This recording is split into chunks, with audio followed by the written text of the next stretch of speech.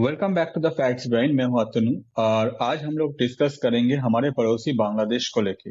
Last 48 hours में बांग्लादेश में बहुत कुछ हुआ है, जिसके वजह से अगर देखा जाए इंडिया भी बहुत चिंतित है कि ऐसा जो मूवमेंट है आगे जाके हो सकता है कि ये इंडिया के ऊपर भी इफेक्ट ला सकता है।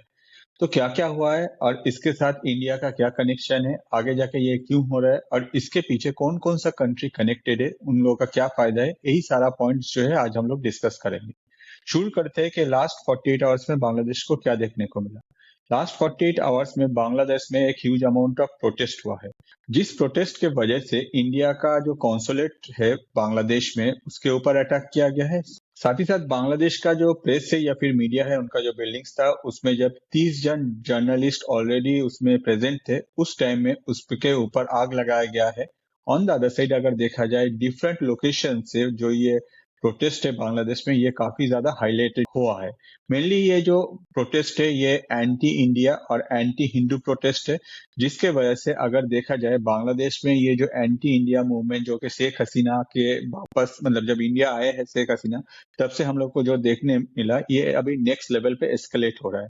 अब इसके पीछे रीजन क्या है, अचानक से बांग्लादेश में ये सब क्यों हो रहा है, इसके पीछे क्या कारण है, यही आज हम लोग जानने का कोशिश करते हैं। जैसे कि हम लोग को पता है कि बांग्लादेश में इलेक्शन होने वाला है, इलेक्शन ऑलरेडी अनाउंस हो गया है, जिसमें शेख हसीना का जो पार्टी है उसको तो ऑलरेडी बैन कर दिया गया है, वो अपनी तरफ से इलेक्शन लड़ नहीं पाएगा। शेख हसीना इंडिया में है, वो जाके बांग्लादेश में भी उनके अगेंस्ट में ऑलरेडी फांसी का सजा है वो डिक्लेयर कर दिया गया है।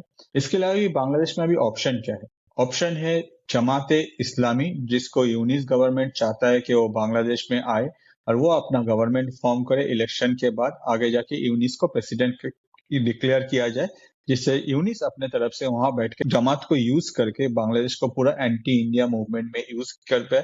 ऑन द अदर साइड एक और पार्टी है जो है खालिदा जिया की पार्टी, जिसको कहा जाता है बीएनपी, मतलब बांग्लादेश नेशनल पार्टी। और इसी बीएनपी का प्रेजेंटली जो सिचुएशन है, ये इलेक्शन जीत सकता है क्योंकि इनके पास अभी अगर देखा जाए 44% जो टोटल मतदाता है उनका सपोर्ट है। ऑन द अदर साइड अगर जमात को देखा जाए तो इनके पास लगभग वही 34% के आसपास है। इसके अलावा भी एक और पार्टी है जिसको यूनिस ने अपने तरफ से ग्रो किया था, जो मेनली स्टूडेंट बेस्ड पार्टी है, जिसके पास 5% शेयर होल्डिंग। ऐसा कहा जा रहा है प्रेजेंटली जो सिचुएशन हुआ है, ये सिचुएशन अचानक से होने के पीछे रीजन क्या है। जैसे हम लोग को पता है कि बहुत पहले से ही बांग्लादेश में कभी ना कभी कुछ ना कुछ जो प्रॉब्लम है वो हम लोग को देखने को ही मिल रहा था, मगर अचानक से ये सिचुएशन इतना एस्केलेट होने के पीछे रीजन है बांग्लादेश के एक लीडर शरीफ ओस्मान हाजी, जो कि ऑलरेडी उनको शूट किया गया था, वो कोमा में थे और प्रेजेंटली कल अनाउंस हुआ कि उनका डेथ हो गया है। और उनका डेथ होने के बाद यूनिस मीडिया में आए, मीडिया में अपने तरफ से उनका भाषण रखा, साथ ही साथ उसको सपोर्ट किया, उसे as a great leader of Bangladesh की तरह दुनिया के सामने रिप्रेजेंट किया। इसके बाद उनके जो फैमिली है उनको सपोर्ट करने का बात भी किया मोहम्मद यूनिस ने। और ये न्यूज जब फैलाया गया है पूरा बांग्लादेश में, उसके बाद ये जो एंटी इंडिया और एंटी हिंदू जो प्रोटेस्ट है ये बांग्लादेश में नेक्स्ट लेवल पे फैला, जिसमें इंडिया के जो कॉन्सुलेट है उनके उनके जो रेसिडेंस है वहां भी जाके प्रोटेस्ट हम लोग को देखने को मिला। साथ ही साथ जो बांग्लादेश के मीडिया हाउसेज है उसके ऊपर भी ये प्रोटेस्ट हम लोग को देखने को मिला। तो अभी जो क्वेश्चन अराइज कर रहा है कि ये कौन कर रहा है या फिर ये करने के पीछे रीजन क्या है। रीजन एक ही है क्योंकि मोहम्मद यूनिस चाहते हैं कि बांग्लादेश में अभी प्रेजेंटली जो खालिदा जिया का पार्टी है बीएनपी, वो इलेक्शन ना जीते, जबकि उनका अगर देखा जाए अभी वोट शेयर सबसे ज्यादा है।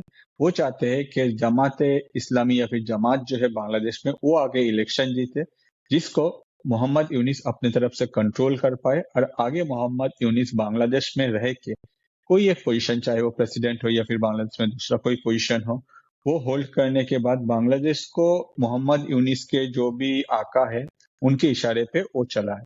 तो ये है प्रेजेंटली बांग्लादेश का सिचुएशन। और इस सिचुएशन को अगर एस्टेब्लिश करना है तो ऑब्वियसली बांग्लादेश के जो सिटीजन है उन लोग के ऊपर एक खौफ ऑलरेडी स्प्रेड करना पड़ेगा, अदरवाइज बीएनपी का जो वोट शेयर है वो कट नहीं होगा। क्योंकि प्रेजेंटली जो भी एक टाइम में मोहम्मद यूनिस के अगेंस्ट में जाके बीएनपी को सपोर्ट नहीं करके अपने तरफ से शेख हसीना को सपोर्ट करते थे, प्रेजेंटली अगर देखा जाए शेख हसीना का जो पार्टी है वो अपने तरफ से बांग्लादेश में इलेक्शन लड़ नहीं पाएगा, जिसके वजह से ये जो वोट शेयर है इसका एक परसेंटेज जो है वो बीएनपी के सपोर्ट में आ गया है। अब इसको कैसे चेंज करेगा, इसकी वजह से मोहम्मद यूनिस उन्होंने जो स्टूडेंट्स पार्टी बनाया था एनसीपी, उनको यूज कर रहा है और उनके द्वारा ये सब दंगा जो है ये फैलाया जा रहा है। आगे जो भी बांग्लादेश के सिटीजन है उनके मन में एक खौफ पैदा करने का कोशिश किया जा रहा है और यही खौफ को आगे यूज किया जाएगा इलेक्शन में, जिसके वजह से जो जमात है वो इलेक्शन जीत जाए।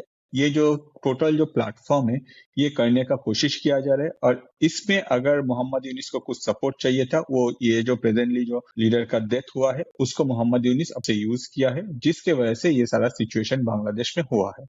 तो अब जाके जो क्वेश्चन अराइज करता है कि ये जो सिचुएशन हुआ है ये किसने किया, क्यों किया, ये तो हम लोग को पता चल गया, मगर इस सारा सिचुएशन में कौन कौन कंट्री इन्वॉल्व है। पहला जो इन्वॉल्व है वो है बांग्लादेश, हम सबको पता है। दूसरा जो कंट्री इन्वॉल्व है वो है यूएस। तीसरा जो कंट्री इन्वॉल्व है वो है आपका पाकिस्तान और चौथा जो कंट्री इन्वॉल्व है वो है चाइना, या फिर अगर आप कहें इंडिया भी इसके साथ कनेक्टेड है, मगर इंडिया के ऊपर इसका इफेक्ट आ रहा है। तो एक एक करके कौन सा कंट्री का क्या सिचुएशन है या फिर कौन सा कंट्री का क्या फायदा है ये सिचुएशन से, ये हम लोग एक बार जानने का कोशिश करते हैं। शुरू करते हैं यूएस से। यूएस को चाहिए था सेंट मार्टिन आइलैंड, जिसको अपने तरफ से शेख हसीना ने ना कर दिया था, जिसके वजह से आज शेख हसीना को ये दिन देखने को मिला है। On the other side USA Saint Martin island को लेके क्या करता, वो वहां बैठ के अपना एक मिलिट्री बेस बनाता, जिससे वो चाइना के ऊपर, बांग्लादेश के ऊपर, इंडिया के ऊपर, नेपाल के ऊपर, ये सारा जो कंट्रीज है इन लोगों के ऊपर अपना जो नजरदारी है वो करना चाह रहे हैं। मगर यूएस को अभी तक भी ये सेंट मार्टिन आइलैंड जो है ये नहीं मिला है, जबकि सीआईए अगर देखा जाए अपनी तरफ से अपना बेस्ट प्रोवाइड करे बांग्लादेश में ये जो लोकेशन है इसका एक्सेस करने में, या फिर बांग्लादेश का जो रिजीम चेंज हुआ उसके बाद कंटिन्यूअसली उसका जो पावर है वो होल्ड करने के लिए।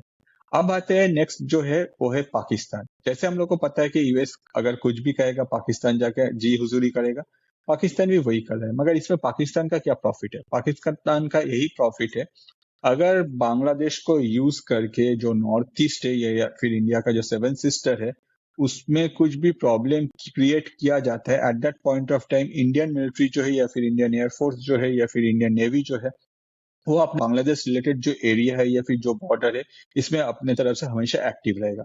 जिसके वजह से पाकिस्तान का सोच है, अगर इंडियन गवर्नमेंट यहाँ बिजी रहता है तो आगे जाके इंडियन गवर्नमेंट पाकिस्तान और इंडिया का जो बॉर्डर है उसमें हो सकता है कि उस लेवल पे आगे जाके कुछ एक्टिवेट ना हो या फिर उतना ज्यादा कुछ स्टेप ना ले। मगर ये जो सोच है ये काफी गलत है।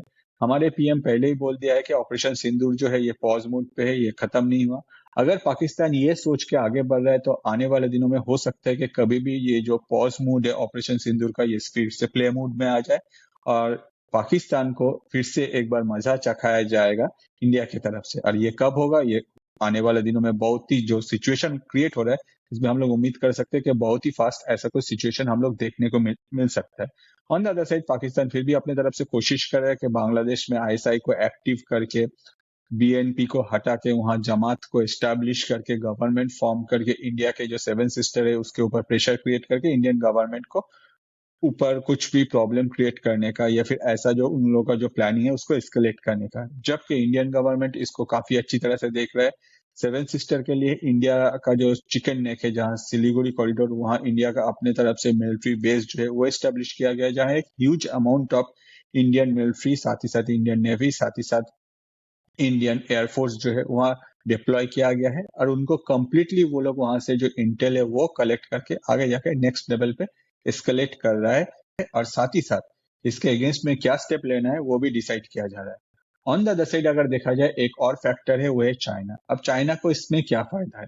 चाइना को पता है कि यूएस यहाँ खुद आ नहीं सकता है, जिसके वजह से यूएस ये रिजीम चेंज किया है। चाइना को इस रिजीम चेंज के अंदर भी अपना प्रॉफिट दिखता है, इसीलिए चाइना अपना जो इंफ्रास्ट्रक्चर है वो बांग्लादेश में ग्रो कर रहा है। चाइना भले ही कहे कि भाई ये जो इंफ्रास्ट्रक्चर है ये पब्लिक के लिए है, मगर हम सबको पता है कि ये जो इंफ्रास्ट्रक्चर है चाइना को जब जरूरत पड़ेगा वो अपना मिलिट्री यूज के लिए करेगा।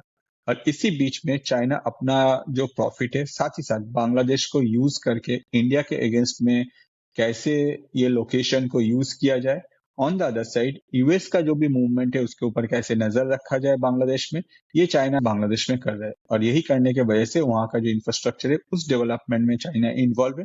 आगे जाके चाइना ऑब्वियसली हर जगह हर किसी जो डील है उसमें अपना प्रॉफिट ढूंढता है, चाइना इसमें प्रॉफिट भी ढूंढ लेगा। अब आते हैं ये सारा जो गेम है, इस गेम में सबसे ज्यादा जो इफेक्टेड है वो है बांग्लादेश। मगर ये सब होने के बाद भी बांग्लादेश का गवर्नमेंट क्यों यूनिस को मान रहा है?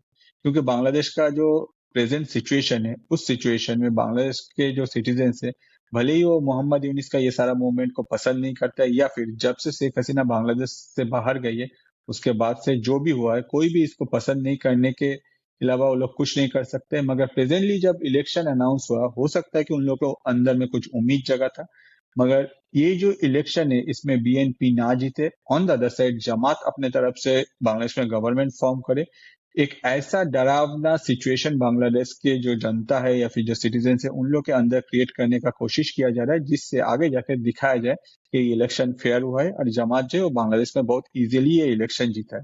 मगर ये जो मूवमेंट है ये इतने इजी होने वाला नहीं है, क्योंकि इंडिया का भी यहाँ इन्वॉल्वमेंट है। जैसे हम लोग को पता है कि जो मैरियट में हुआ था बांग्लादेश में, कि बहुत सारा जो अननोन गैंगमैन है जिसके वजह से डिफरेंट लोकेशन में डिफरेंट जो सीआईए एजेंट है, जिसमें डिफरेंट जो कंट्री के जो सीक्रेट एजेंट है, जिसमें सीआईए हो या फिर तुर्की हो या फिर पाकिस्तान हो या फिर आईएसआई का हो, जो भी है, सब कोई ना कोई हिट करे और अचानक से इन लोग का डेड बॉडी मिल रहा है।